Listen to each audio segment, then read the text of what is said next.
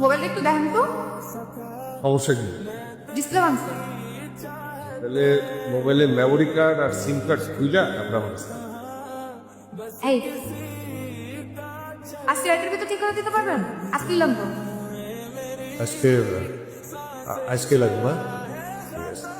তাহলে ওইটা খোলার দরকার নেই, মেমোরি কার্ড সিম কার্ড খোলার দরকার নেই, তাই না? আচ্ছা আপনি তাহলে দেন, আমরা একটু পাশে মার্কেটে ঘুরে গেছি। কি দেখতেছোস?